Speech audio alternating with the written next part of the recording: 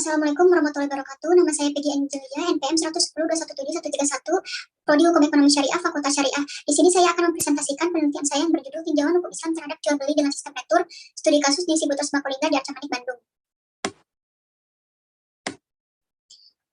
Yang pertama itu ada latar belakang masalah. Jual beli adalah akad yang biasa digunakan oleh masyarakat karena masyarakat tidak dapat meninggalkan akad ini setiap kali kebutuhannya terpenuhi.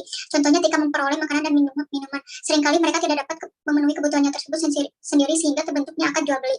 Sering kita hadapi persoalan muamalah pada masyarakat yang melebihi dan kekurangan di antara dua orang atau lebih memerlukan agar terjadinya hubungannya seimbang dengan baik. Seperti Sales X dengan di Sibutos Makolingga di Arca Manik, Bandung, menerapkan sistem retur yang artinya barang bisa dikembalikan apabila barang yang beli bisa diraturkan jika tidak laku terjual, expired pada barang, dan terdapat kerusakan pada barang. Namun, seiring berkembangnya zaman, dalam halnya Sales X dengan di Sibutos Makolingga di Arca Manik, Bandung, mengembalikan barang berupa makanan dan minuman yang tidak laku terjual, masa berlaku barang sudah habis, dan terdapat cacat pada barang. Namun, pihak Sales X tidak menerima makanan dan minuman yang diretur oleh di Sibutos Makolingga tersebut, sehingga pihak di Sibutos Makolingga mengalami kesulitan untuk meretur barang kepada Sales X.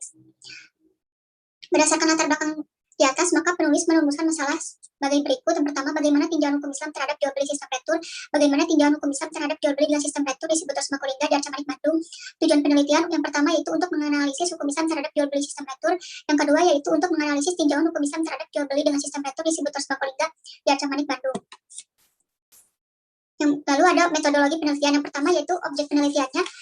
Lapangan ini yaitu di Sibutos Makolingga di Arca Manik, Bandung, Jalan Cisantren Kulon, nomor 69, RT 05, RW 01, Kecamatan Arca Manik, Kelurahan Cisantren Kulon, Bandung. Lalu metode penelitiannya yaitu suatu cara yang digunakan untuk menyelidiki suatu dengan kehati-hatian dan kritis guna mendapatkan fakta-fakta atau prinsip-prinsip yang jelas melalui langkah-langkah yang sistematis. Lalu sumber dan jenis datanya dalam penelitian ini terdapat 3 jenis data. Yang pertama data hukum primer, yaitu ada Al-Quran, hadis, dan kitab literatur. Yang kedua yaitu data hukum sekunder, yaitu jurnal-jurnal, buku-buku, dan wawancara dengan penelitian yang berkaitan dengan masalah yang akan diteliti. Lalu yang ketiga yaitu data hukum tersier, yaitu website yang berkaitan dengan permasalahan yang akan diteliti. Lalu teknik pengumpulan data ada wawancara, yaitu pengumpulan data dengan bertanya jawab langsung kepada responden, yaitu pertama pemilik toko dengan Sales X. Lalu studi pustakaan, yaitu teknik pengumpulan data dengan melakukan studi pustaka terhadap bahan-bahan hukum primer, sekunder, maupun tersier. Lalu teknik analisis data pada penelitian ini menggunakan teknik analisis deskriptif analisis, mengambil masalah atau memusatkan perhatian kepada masalah-masalah sebagaimana adanya saat penelitian dilaksanakan. Hasil penelitian yang kemudian diolah dan dianalisis untuk diambil kesimpulan. Lalu hasil pembahasannya pertama itu analisis hukum Islam terhadap jual beli sistem retur. Yang pertama, jual beli yang kita kenal terhadap istilah retur, ada orang yang menjual membeli barang hanya saja di dalamnya terdapat perjanjian. Jika ada hal-hal yang tidak sesuai pada barang bisa dikembalikan dengan syarat-syarat yang telah disepakati oleh kedua belah pihak. Misalnya ada bukti transaksi atau nota. Jual beli tidak terlepas dengan sistem retur. Dua hal ini akan selalu memiliki keterkaitan karena adanya risiko pada benda yang diperjualbelikan.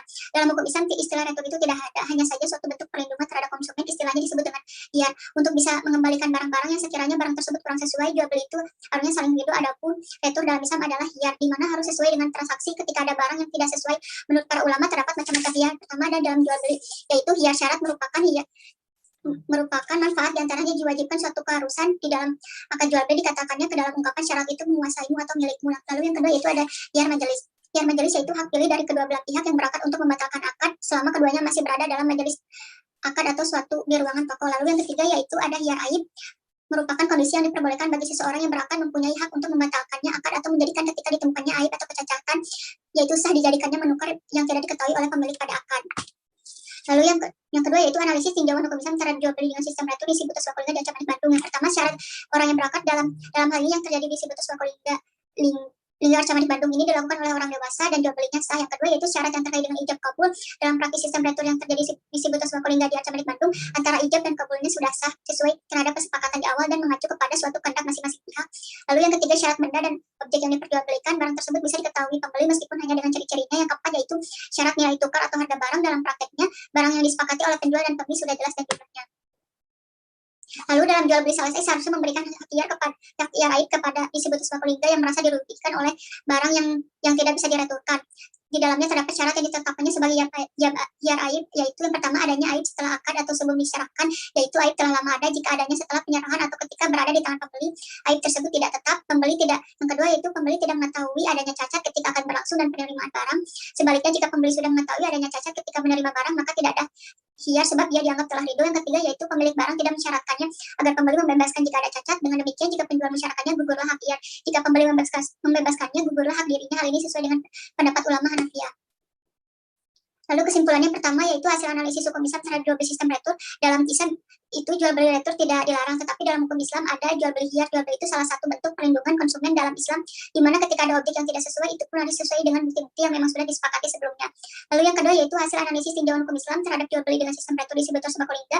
Dengan demikian terkait hal itu menjadikan transaksi tersebut tidak batal karena akad sah sudah memenuhi rukun dan syarat jual beli, hanya saja terjadi uyup ridho, yaitu cacat ridho pihak konsumen menjadi tidak enak hati. Status hukum jual beli retur ini tetap sah, akan tetapi terjadinya ada hiar aib yang tidak dipenuhi sehingga ada etika yang dilarang, yaitu uyup ridho atau cacat ridho. Hilangnya kepercayaan terhadap konsumen, sedangkan dalam Islam itu harus terpenuhinya transaksi jual beli yang didasari saling ridho, maka fungsi sistem retur itu rusak sehingga teorinya tercederaikan.